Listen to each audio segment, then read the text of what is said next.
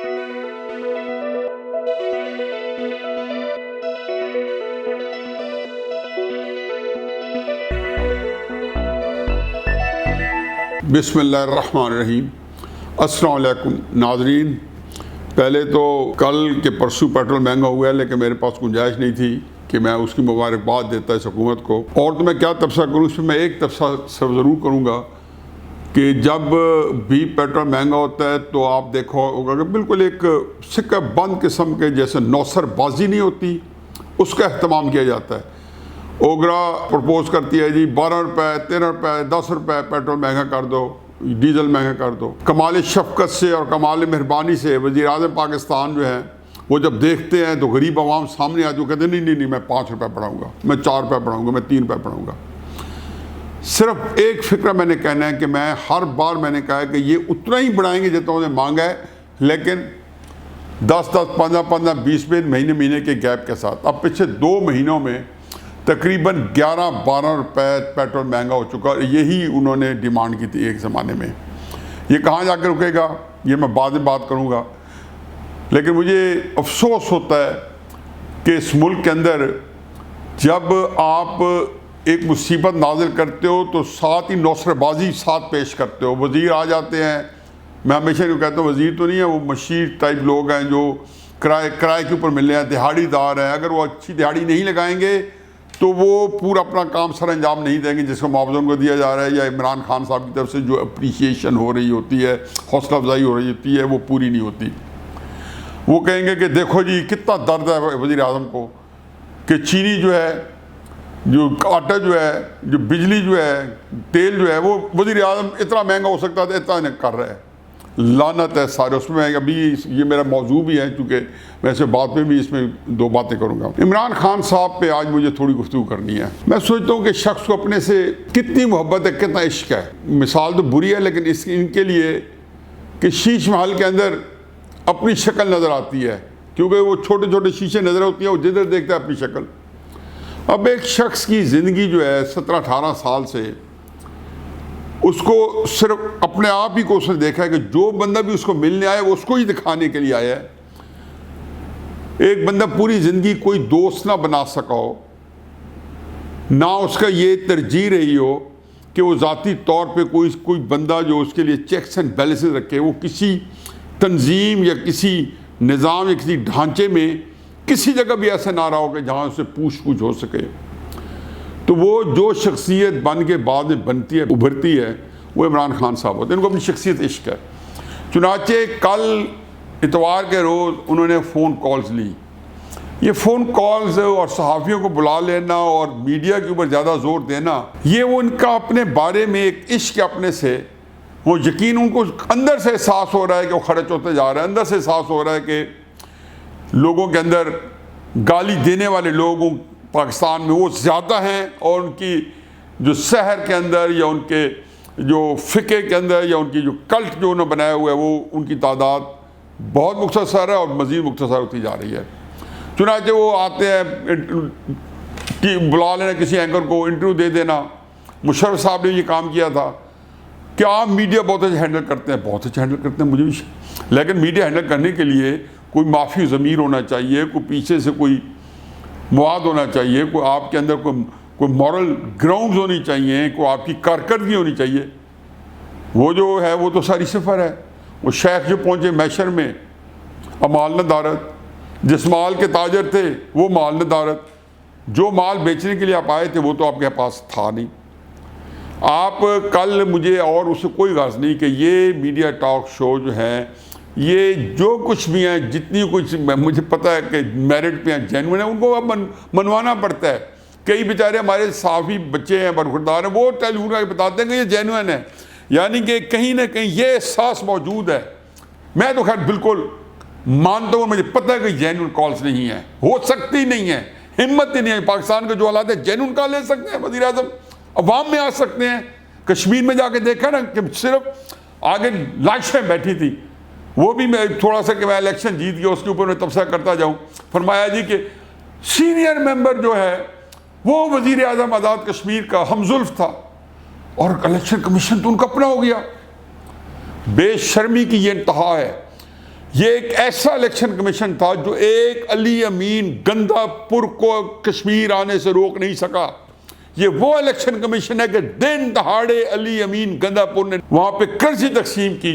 کسی جگہ پہ ہوتا تو یہ سیک ہو جاتا, نیب کوئی کاروائی کرتی, کوئی کاروائی نہیں گئی. اب بتائیں کشمیر کے الیکشن میں دو چیزیں بڑی اہم ہیں.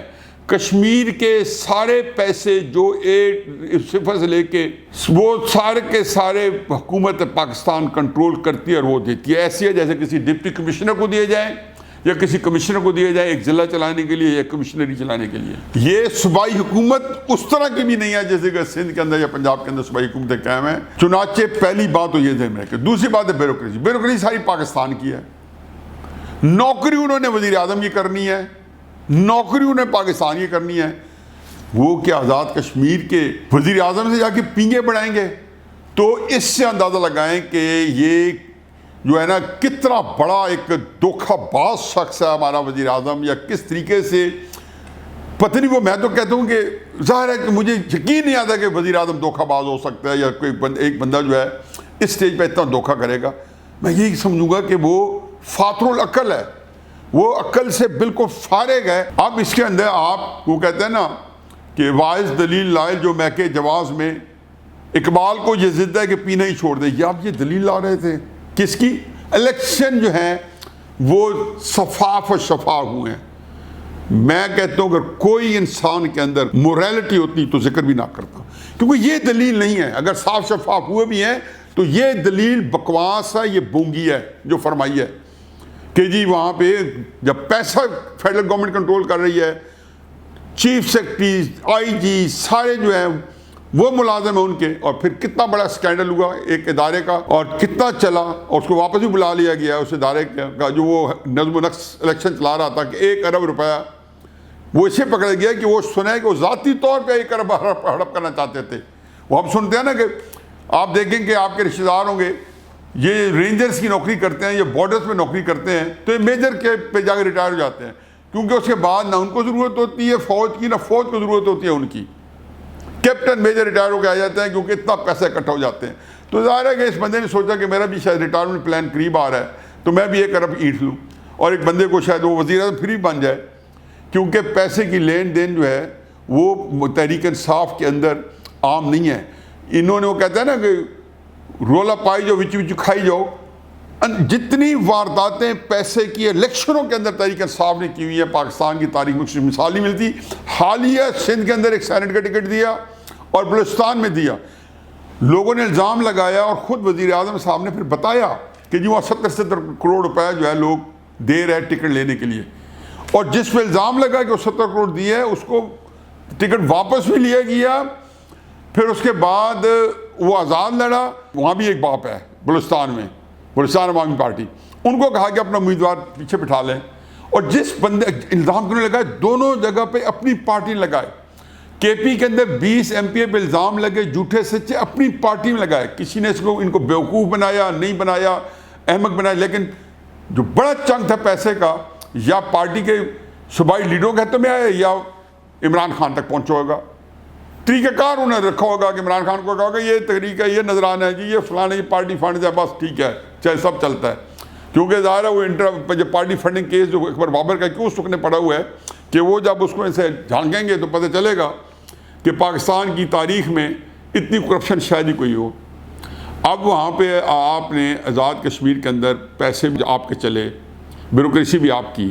کل فرماتے ہیں اپنے عشق میں جو پروگرام کیا ہوتا اپنے سے محبت کرنے کے لیے وہ جو ایک میلہ سجایا ہوا تھا جس میں وہ بیٹھے ہوتے ہیں. اور دیکھو فیصل جاوید اچھا لڑکا ہے, محنتی ہے, تحریک انصاف کا ورکر ہے, لیکن اس کی سب سے خوبی کیا ہے کہ اس میں دیکھا کریں کہ وہ عمران صاحب کی تعریف کرنے میں جو ان کو ایک سکل ہے یا ان کو جو ملکہ حاصل ہے وہ شاید کوئی دوسرا نہ کر سکے. کس خوبصورتی سے کرتے ہیں. اب ان کو سینٹر بنوا کے ساتھ جس جلسے میں جائیں گے ساتھ رکھیں گے, کیونکہ وہ جو ہے ان کی تعریف و توصیف اور آسمان کے کلابے باندھتا ہے اور بتاتا ہے کہ یہ کتنا. اور خیر وہ تو وہاں پہ ایک نظام ہے تحریک انصاف میں سارے لیڈروں کے پاس ہے, لیکن یقین آنو اتنا مستحکم نظام کو میں اس کے اندر اترا ہوں, اتنا مستحکم نظام میں نے کہیں نہیں دیکھا.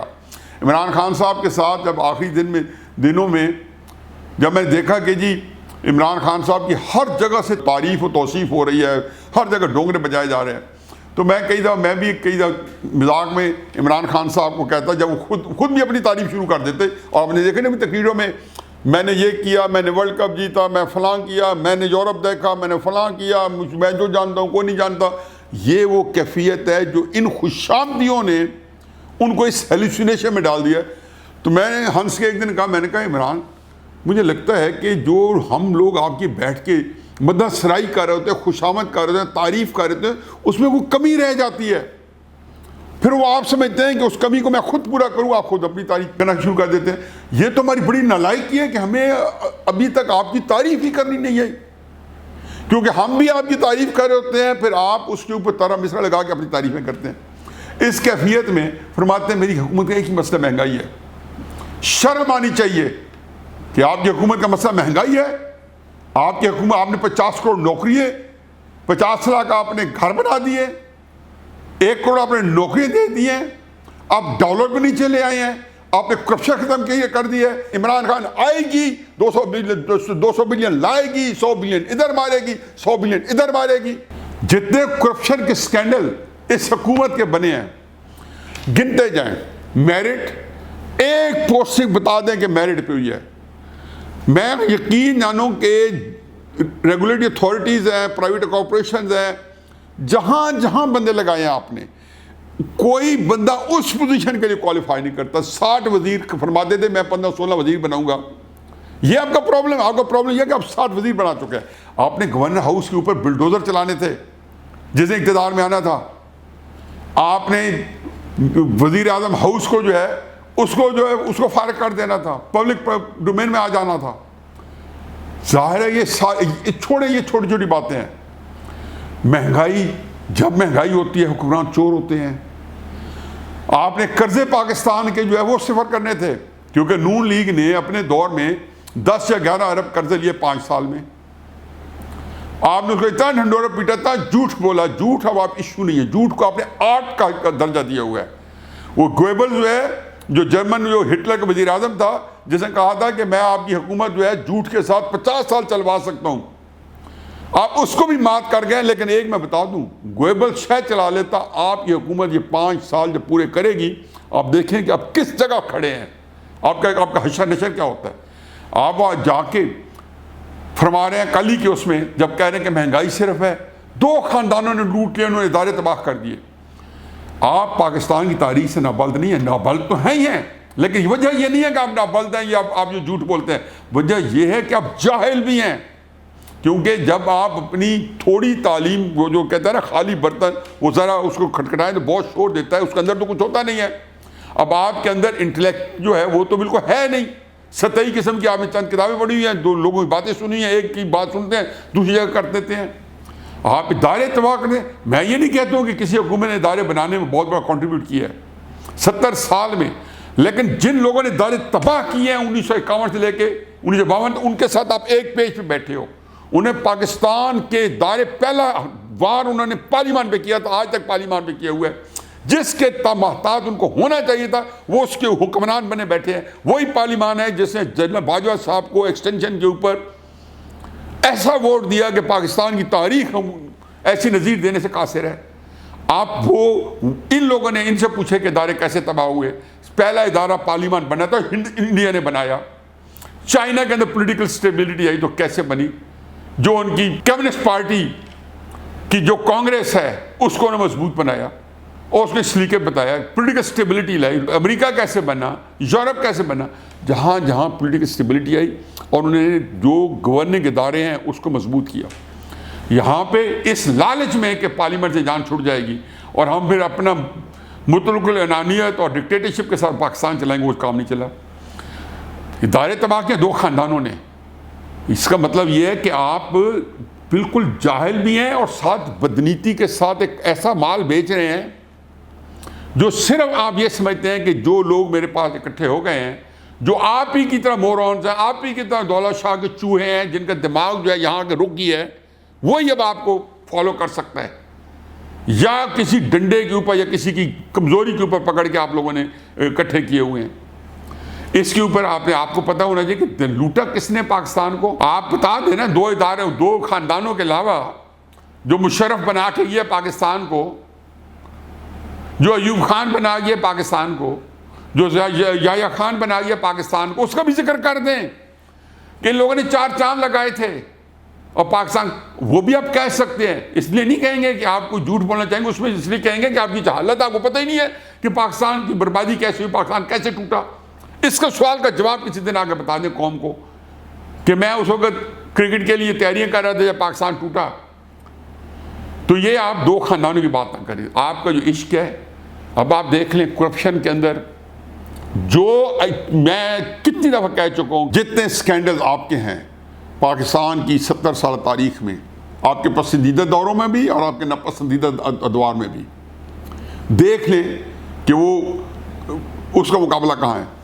ادویات کر لیں, میرٹ کے اوپر سلیکشنز کر لیں, محمد ڈیم کے اوپر رزاق داؤد کے ٹھیکے کر لیں. یہ ایک میں ایک مثال دے رہا ہوں. یہاں پہ راوی ریور فرنٹ کے اوپر کلیش آف انٹرسٹ دیکھ لیں, سکینڈل دیکھ لیں. یہاں پہ والٹن لاہور کا تو مجھے پتہ ہے, باقی جگہوں پہ پنڈی رنگ روڈ کا پنڈی والے بتائیں گے, اور کراچی کے اندر کوئی فیڈرل گورنمنٹ کا کام ہو رہا ہے شپ یارڈ کے اوپر, وہاں بتائیں گے کیا کیا کرپشن ہو رہی ہے, کیا کیا گل کھلائے جا رہے ہیں. بلوچستان کے اندر کیا کیا گل کھلائے جا رہے ہیں فیڈرل گورنمنٹ سے. کے پی کے اندر کتنی کرپشن ہو چکی ہے, BRT وغیرہ سے لے کے جو صوبائی چیز جب آپ کی حکومت تھی, جو 100 ملین سونامی, وہ بھی کوئی بتاؤں گا کہ میں پچھلے 11 دن پہاڑوں میں لے کے آیا ہوں, مجھے وہاں پہ کوئی درخت نہیں لگایا نظر آیا. کئی جگہوں پہ مجھے کوئی 500-700 کھڈے ادھر پڑے ہوئے تھے, 250 کھڈے ادھر پڑے تھے 40-50 کلومیٹر کے بعد. یہ باقی جو درخت میں دیکھ کے آیا ہوں, اور وہاں میں 700-800 کلومیٹر فرض یا گھوما ہوں, تو اس کے اندر میں نے سارا پرانا درخت دیکھا ہے. پھر آپ کے اندر پیٹرول کا, بجلی کا, گیس کا, LNG کا, آٹے کا, چینی کا, کون سی, میں صرف ایک منسٹری یاد کر رہا ہوں, اور میں آپ کو سکینڈل بتاتا جا رہا ہوں. جس کس منسٹری کے اندر جو ہے فائنینشیل سکینڈل نہیں ہے, اور چھوٹا نہیں ہے, اربوں کا سکینڈل ہے.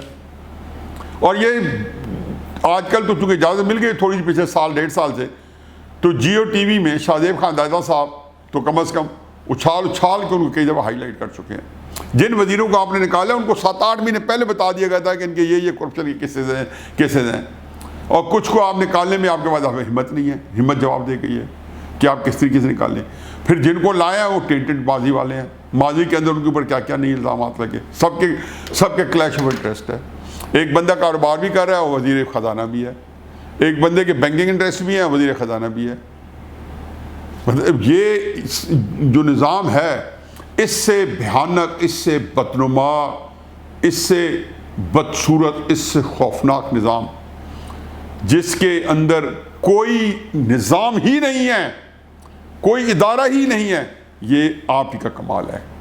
اور یہ جو کسب کمال آپ کو ملا ہے پاکستان کی ایسی تیسی, میں ایک دفعہ پہلے بھی کہہ چکا ہوں تہس نہس کرنے میں, کہ مجھے یقین ہے کہ آپ لوگ جو ہے نہ جانتے ہوئے, آپ بھی اور پاکستان کی اسٹیبلشمنٹ بھی, انٹرنیشنل اسٹیبلشمنٹ کے ہاتھوں, یا جانتے بوجھتے ہوئے یا انجان, ان کے ہاتھوں میں کھیل رہی ہے.